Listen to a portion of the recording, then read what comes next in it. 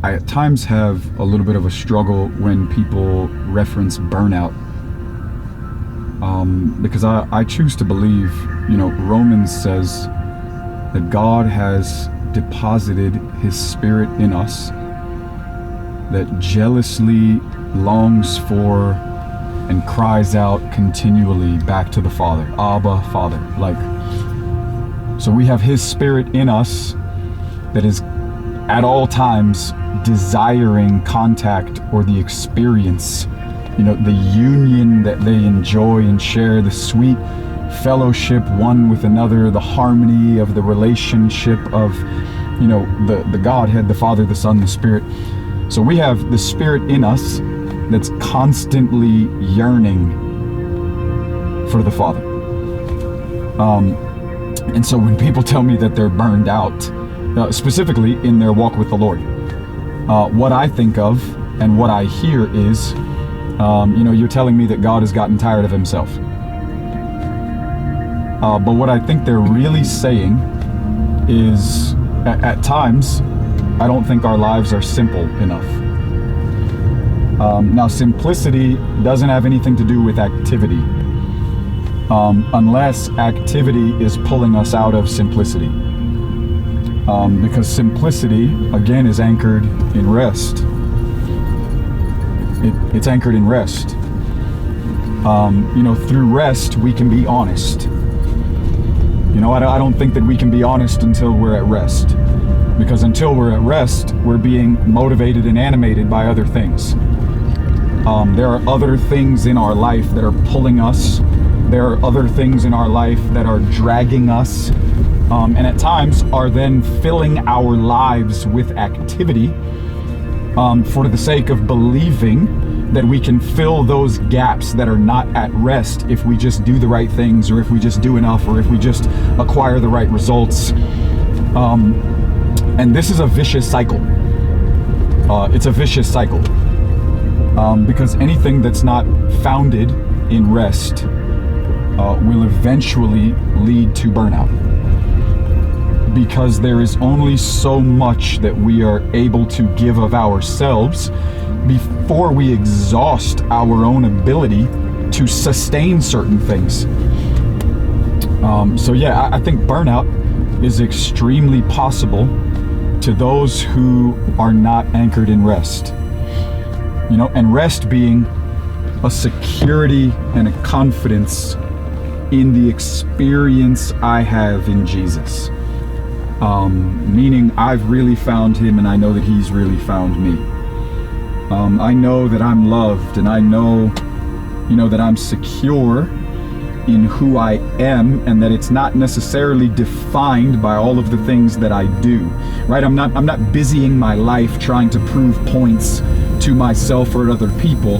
Like, I'm free from that because I have the experience of Jesus, and I know that I've been overwhelmed and my heart is now at rest. And so these things that would motivate me and animate me to get me to do things and say things and push my life into certain conversations or activities, they're no longer the vices in my life. I've been freed. And so now, because I've been freed and now I'm at rest, I can do all things. Right? I can do all things. I can actually do anything now that I've found rest, more so than trying to do everything to work my way into rest. It's the great contradiction. Now that I have rest, I can be trusted to do anything.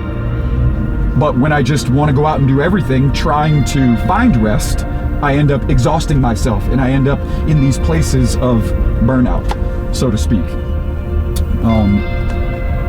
But I really believe that we have the Spirit, and that God has given us everything we need by way of anchoring our life in Him, not as something that's just first on a priority list, because Jesus is more than just first. That would imply that He would be able to be categorized on a list of priorities. When He supersedes all of my priorities, He's more than first. He is central. He is everything. He is life.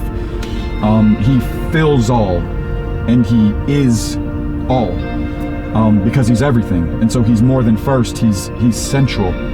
And when we anchor our lives in Him, and we really find the beauty of rest, we then find freedom from all of these other manipulative persuasions and conversations that try to get us to spin our wheels. Here we have the spinning of the wheels, at times with great intensity, which is working against the simplicity of just being at rest.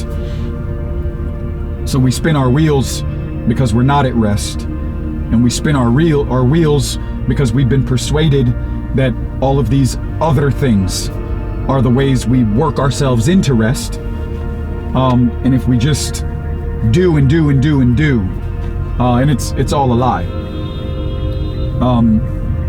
We rest so that we can work. We don't work so that we can rest. We rest so that we can work. It's interesting, in the ancient days, and even still, the calendar started in the evening, because you were to enter into rest so that you then could get up and work. Even the cycle of life showed God's, concerns for us, to really be rooted in rest so that we could be free. Because when we're at rest, we can be honest. And when we're at rest, we can recognize what's really motivating us. The things that are really challenging our hearts and trying to convince us to do certain things and to get out of rest. But rest is where we find joy and delight and freedom, because again, rest is not some abstract, ethereal condition. Rest is a person. It's Jesus. Come to me, and I will give you rest. So the antidote for burnout is Jesus, because Jesus is rest. And when we anchor our lives in Him, He gives us rest, and we have freedom, and then we can be trusted to go out and to do, and yes, to work hard and with excellence, and to give our lives to the things that He then calls us to. We want those things, and we want to be diligent in those things, but we want all things to be founded, to be deeply seated in rest, because rest is in Him, because again, He's everything.